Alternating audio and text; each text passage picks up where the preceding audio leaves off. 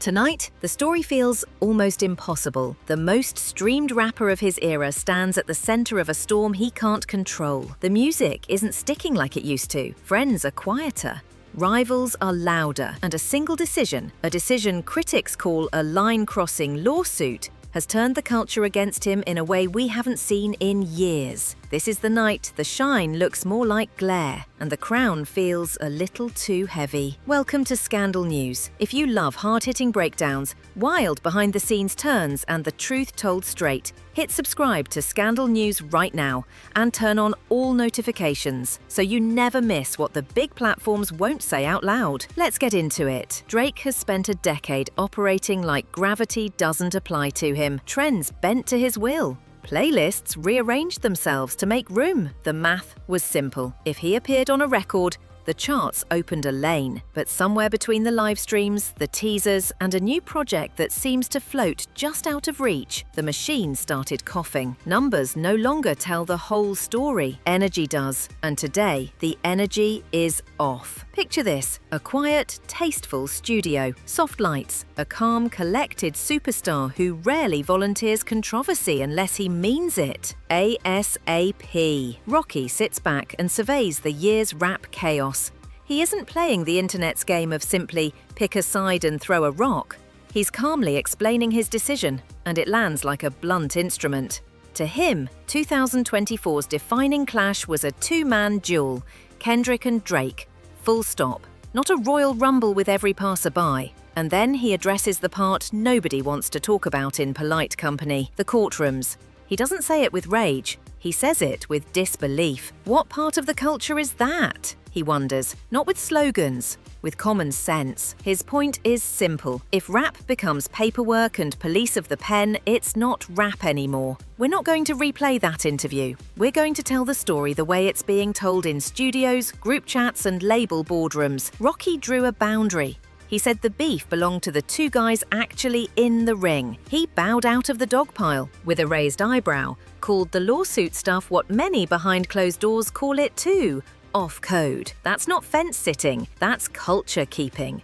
And here's what makes it sting. This isn't a lesser name pecking at a giant for clout. This is a peer with his own orbit, his own fashion house, his own magazine covers, his own life with a global icon. When a peer like that says, "This isn't how the game is supposed to go," it doesn't trend for 5 minutes and fade. It echoes. Now pause that thought and shift scenes. It's Monday night, not even the classic Friday rollout. Your phone lights up, a new Drake single. The cover looks like it should be everywhere. The collaborators are wired into Gen Z internet culture. The beat is built like a festival set opener. If you described the song Doghouse in a vacuum, you'd expect it to blast into the top 10 on name power alone. But the charts have grown colder. By week's end, the song appears, just not where anyone expected. Mid-pack, number 53. Respectable for a rising artist, for Drake, alarming. A misfire is one thing. A misfire that was engineered to be undeniable is another. Fans in the trenches try to put a tourniquet on the moment. It dropped Monday, shorter tracking week. That's true. And yet plenty of artists have dropped in weird windows and still vaulted high. When you're the guy who has spent years saying, "Numbers don't lie," well, numbers suddenly become a problem when they say something you don't like. That's where the whispers start. People who watch streaming dashboards for a living, there are more of them than you'd think, notice odd spikes on global charts, the kinds of bumps that don't match organic chatter or visible momentum. Maybe it's noise, maybe it isn't. But even the suggestion of artificial push gets louder when the public mood is already sour. When the song dips as quickly as it came, the suspicion hardens. We're not the only ones not feeling this. Let's be clear. The past was not just pure talent and luck. Labels worked, teams hustled, playlists polished, but a trick only works when the audience wants to be tricked. Today, it feels like the audience is done pretending. The most brutal part? Drake's present is being compared to Drake's past, not anyone else's. His catalogue is evergreen. You can walk into any gym, club, or Uber and hear "Take Care," headlines, "One Dance," "God's Plan." Those songs feel like free refills, they never go flat. And industry paperwork backs that up. Labels hold big pieces of those masters. They have every incentive to keep those records glowing. Entire departments exist to resurface classic songs on TikTok, in film syncs, in sports highlights, in video games. It is a machine designed to immortalize yesterday. But that machine doesn't automatically love tomorrow. If new singles don't glow on their own, the machine doesn't burn money to force it. That's the difference we're seeing now. The greatest hits have a pension, the new era has to work for tips. So what does a superstar do when the throne wobbles? He posts. He FaceTimes streamers with megaphones. He teases riddles about an album called Iceman, promising that the big one is still in the chamber. He sprinkles coded captions that spawn 100 reaction videos, but not one great chorus.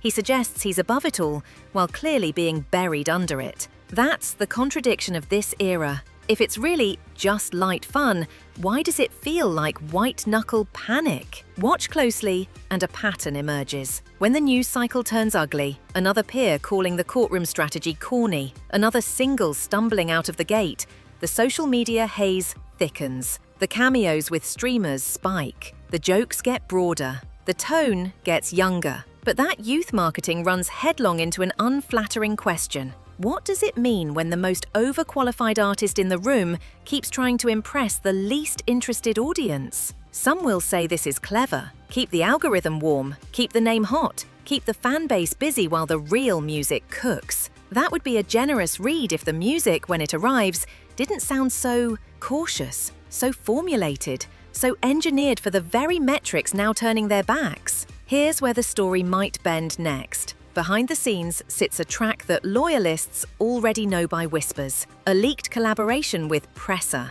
It's the kind of record the old Drake wouldn't rush. If it's out in the wild, he'd quietly replace it. He liked controlling the reveal, but when the room is this tense, there's a different calculation. Call an audible, drop the leak, give the people something to argue about, put a few sharp names in the crosshairs. Athletes, rivals, former friends, something sticky enough to generate rewinds even from haters. Not because it's the best song, because the times demand a spectacle. If that record arrives, remember this moment. It won't be about art, it will be about triage. Meanwhile, the other guy in Rocky's two-man description, Kendrick, goes back on the road. Not a scandal, not a live stream cameo, a show, a tour. Music performed loudly in real life for real people who paid real money. This too quietly makes a point. The most serious artists tend to go where the microphones are heavy and the lights are hot. If your best moments happen in a comment section, eventually everyone notices. There is, however, a bigger comparison floating through the discourse, one that got louder this month because of timing. Tyler, the Creator. Another artist with a decade and a half behind him. Another artist who could chase the same clout circuits, play the same easy games, shock for sport, pander to playlists. He hasn't. He built his arc like a craftsman, quitting when the wind was at his back, talking retirement on his terms, designing the exit as carefully as the entrance. 2 long careers, 2 very different temperatures. One feels like a farewell letter, one feels like a fire sale. How did we get here? Start with saturation. Drake has released more music, more often, than almost any A-list peer over the past 10 years. That's not an insult by itself. Productivity is admirable. But when productivity becomes the whole personality, quality control erodes. There were windows where the album sounded rushed, the features sounded copy-pasted, and the experiments, house, trap, dancehall, drill, felt like vacations without souvenirs. It's not that he can't do any of those styles, it's that he seems to chase them because they exist, not because he has something essential to say inside them. Add to that the hazard of debating the internet about the own greatness. It's fun when you're winning, it's cruel when you're slipping. For years, the victory lap was the brand, bigger than rap, bigger than the label CEO, bigger than fear.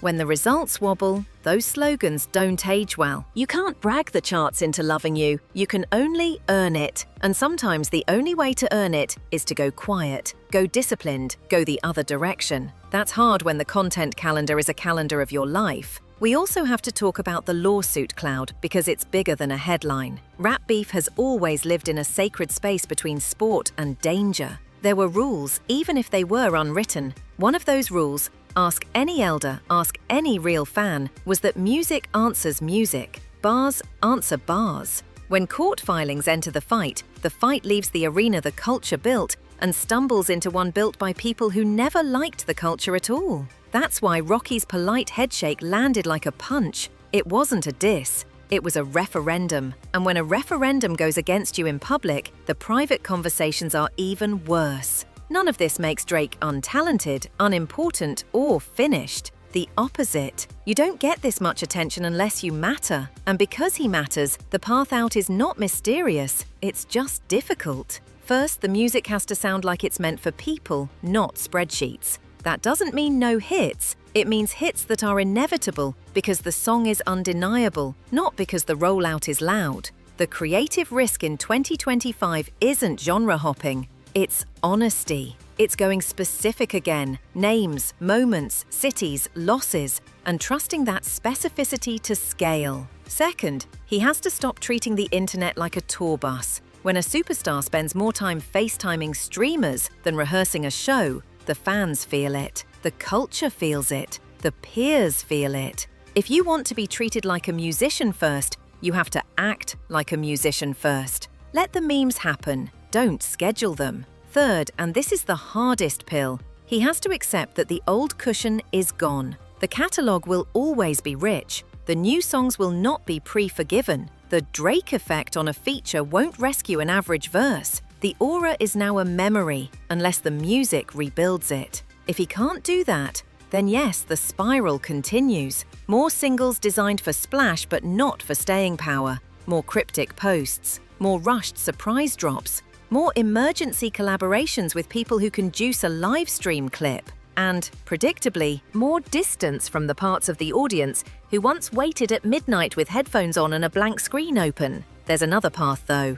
And we've seen glimpses of it in previous seasons. When he narrows his scope and writes like the city is small and the room is smaller, the pen still cuts. When he raps less like a corporation and more like a person with enemies, friends, and a bruised heart, the records grow teeth again. The charts follow because people replay what sounds true. But this is scandal news, and we don't end with fairy tales. We end with what the facts tell us right now. A major peer called the courtroom tactics lame, and the culture nodded. A highly engineered single debuted where mid-tier hits debut. The online antics are louder than the offline shows. The rumored salvation is a leak dressed up as strategy. The album that will fix everything is always coming soon, which, in music history, usually means it isn't ready. So what happens next? Expect 3 moves. 1.